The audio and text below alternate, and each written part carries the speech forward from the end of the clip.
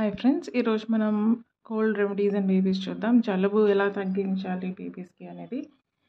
So నేను నా నా ఎక్స్పీరియన్స్ బేస్ మీద ఇన్ఫర్మేషన్ షేర్ చేస్తున్నాను. మీకు ఏది కావాలన్నా మీ పీడియాట్రిషియన్ అడగడం చాలా ఇంపార్టెంట్.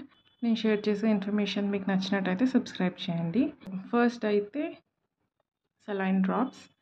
సో సెలైన్ డ్రాప్స్ అనేది జస్ట్ సాల్ట్ వాటర్ అనమాట. ఇది నోస్లో స్ప్రే చేయాలి. దీనివల్ల నోస్లో ఉన్న మ్యూకస్ ఏదైతే ఉందో అది కొంచెం లూజ్ అవుతుంది, వాళ్ళకి బ్రీతింగ్ ఈజీ అవుతుంది అనమాట. సో అది ఒక నాస్ట్రిల్లో వేసి కాసేపు వెయిట్ చేసి తర్వాత ఇంకో నాస్ట్రిల్లో వేయాలి.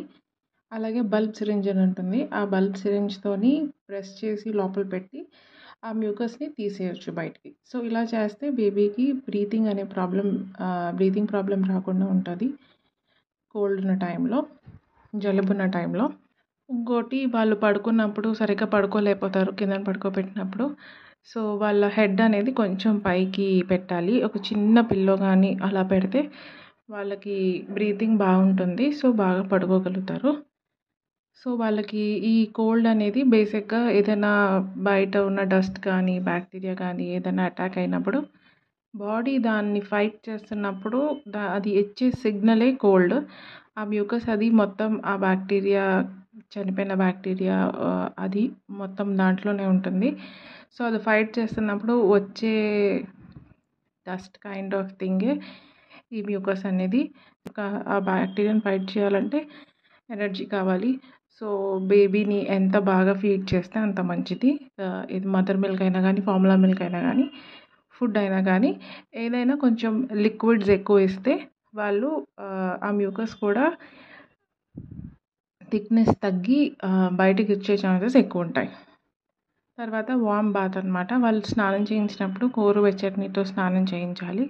అలాగే స్నానం చేస్తున్నప్పుడు వాళ్ళ చెస్ట్ మీద ఒక చిన్న క్లాత్ వేసి బాతింగ్ చేయిస్తే ఆ వేడికి లోపల ఉన్న మ్యూకస్ అంతా కరుగుతుంది. దానివల్ల వాళ్ళు కొంచెం రిలాక్స్ అవుతారు. సో వాళ్ళకి బేసిక్గా జలుబున్నప్పుడు ఏంటంటే వాళ్ళని ఎత్తుకొని పడుకోబెట్టడం, చేతిలో పడుకోబెట్టుకోవడం అలా చేస్తే వాళ్ళు కొంచెం స్లీప్ అనేది ఉంటుంది. స్లీప్ ఉంటేనే బాడీ రిపేర్ అనేది అవుతుంది. సో వాళ్ళు పడుకోలేకపోతారు కిందన బ్రీతింగ్ ప్రాబ్లంతో. సో అలాంటప్పుడు ఎత్తుకొని కొంచెం పడుకోబెట్టుకోవడం అలాంటివి చేస్తే వాళ్ళు కూడా బెటర్గా ఫీల్ అవుతారు. సో నేను జనరల్గా యూస్ చేసేదైతే సెలైన్ స్ప్రే ఒకటి యూస్ చేస్తాను. ఆ స్ప్రే నాకు మా డాక్టర్ చెప్పింది రోజుకి 3-4 టైమ్స్ ఈజీగా యూస్ చేయొచ్చని. సో అది వేస్తే మ్యూకస్ కూడా తగ్గుతుంది. లైక్ కోల్డ్ కూడా 3-4 డేస్లో తగ్గే ఛాన్సెస్ ఉంటాయి.